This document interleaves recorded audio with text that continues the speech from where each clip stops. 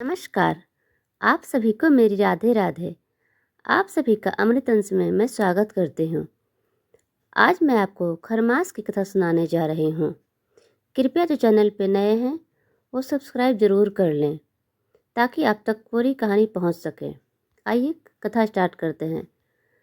खरमास की पौराणिक कथा के अनुसार सूर्यदेव अपने 7 घोड़ों के रथ पर ब्रह्मांड का चक्कर लगाते हैं, जिससे कि समय की गति आगे बढ़ती जाती है।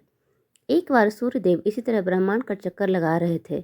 इस क्रम में लगातार कई सदियों से चलते हुए सूर्यदेव के घोड़ों की स्थिति दयनीय हो चुकी थी, लेकिन फिर भी सूर्यदेव के घोड़े बिना किसी शिकायत के चलते ही जा रहे थे।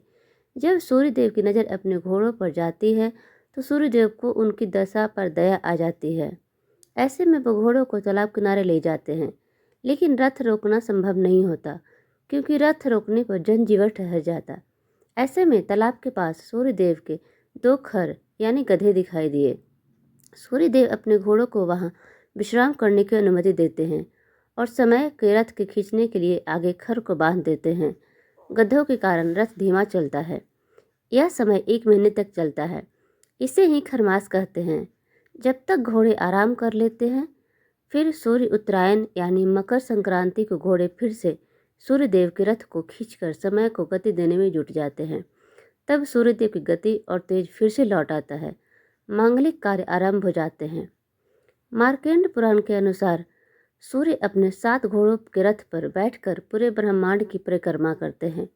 इस परिक्रमा के दौरान सूर्य का रथ एक क्षण के लिए भी नहीं रुकता, लेकिन निरंतर चलते रहने से तथा सूर्य की गर्मी से घोड़े प्यास और थकान से व्याकुल होने लगे। घोड़ों की यह दयनीय दशा देख सूर्यदेव उन्हें विश्राम देने के लिए उनकी प्यास बुझाने के उद्देश्य से रथ रुकवाने का विचार करते हैं, लेकिन उन्हें अपनी प्रतिज्ञा का स्मरण हो आता है। वे अपनी इस अनवरत चलने वाली यात्रा में कभी विश्राम नहीं लेंगे। विचार करते हुए सूर्यदेव का रथ आगे बढ़ रहा था। तभी सूर्य को एक तालाब के पास 2 खर यानी गधे दिखाई दिए।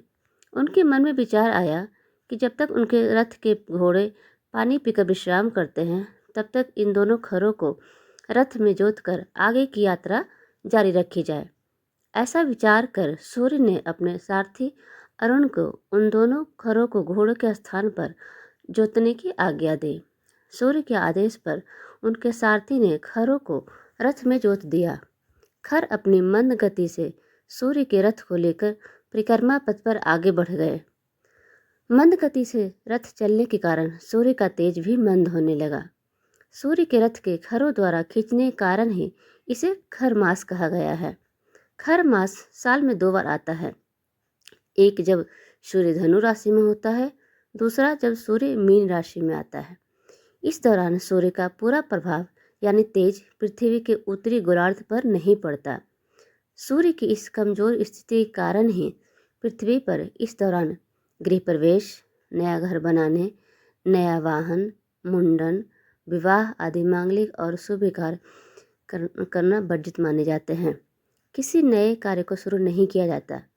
लेकिन इस मास में सूर्य और बृहस्पति की आराधना विशेष फलदायी होती है। गरुड़ पुराण के अनुसार खर मास में प्राण त्यागने पर सद्गति नहीं मिलती।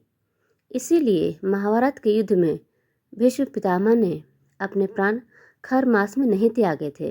उन्होंने सूर्य के उत्तरायण होने का इंतजार किया था। ध्यान देने की बात है कि खर मास और मल मास में अंतर है। सूर्य के धनु और मीन राशि के आने पर खर मास होता है। यह साल में 2 बार आता है, जबकि मल मास 3 साल में 1 बार आता है। इसे अधिक मास और पुरुषोत्तम मास भी कहा जाता है। असुर हिरण्यकश्यप को वरदान था कि उसकी मृत्यु 12 मासों में से किसी भी मास में नहीं होगी। इसीलिए भगवान विष्णु ने उसके वध के लिए मल मास की रचना की। कहानी सुनने के लिए आप सभी का धन्यवाद।